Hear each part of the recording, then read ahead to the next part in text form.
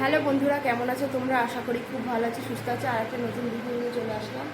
আর আমরা এখন যাচ্ছি গাড়ি পুজো দিতে। আজকে হলো শনিবার, ঠিক আছে? আজকে পুজো না দিলে আবার দেরি হয়ে যাবে পুজো দিতে। তো চলো, রেডি হয়ে গেছি। হ্যাঁ, চলো পুজোটা দিয়ে নিই। দেখো এখন আসলাম আমরা পুজো দিয়ে। আর তোমাদের দাদাভাই দেখো গাড়ি নিয়ে দাঁড়িয়ে আছে। আর মায়ের পায়ের জবা ফুলটা আর কি, মালাটা আর কি মানে গাড়িতে দিয়েছে। আর একটা সুতোও বেঁধে দিয়েছে যে পুরোহিতটা করছে। আমাদের এখানে একটা মন্দির আছে, মানে ডাকাত কালীবাড়ি নামে পরিচিত। তো সেখানেই আর কি পুজো দেওয়া হয়েছে। হ্যাঁ, আর এমনি মানে তোমাদের দাদাভাই স্নান করে গেছিলো তো তোমাদের দাদাভাই আর কি অঞ্জলি দিয়েছে।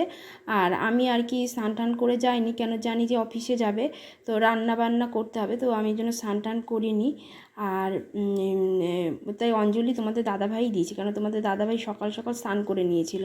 হ্যাঁ, স্নান টান করে তারপরে আর কি আমরা গেছি। তারপরে দেখো যে মায়ের যে প্রসাদ সেটাই আর কি দিয়েছিল ওখান থেকে, কিছু ওখানে দিয়েছি আর অল্প কিছু আমরা বাড়িতে নিয়ে এসেছি। আর এখন দেখো তোমাদের দাদাভাই মায়ের প্রসাদটা খাচ্ছে। আমি যে উপোস তো ভাঙনি, তো মায়ের প্রসাদটা দিয়েই উপোসটা ভাঙো।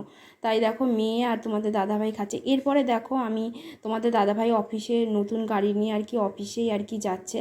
তো তার জন্য দেখো এই হেলমেটটা কিন্তু নতুনই। তো আমি প্রথমে বলছিল যে ব্যাটারির গাড়ির হেলমেট লাগবে না, তো আমি বললাম যে না, দেখো রাস্তায় বেরোচ্ছে, যতই হোক না কেন তবুও হেলমেটটা পরা দরকারি, যেই ব্যাটারির গাড়ি হোক বা এমনি তেলের গাড়ি হোক না কেন।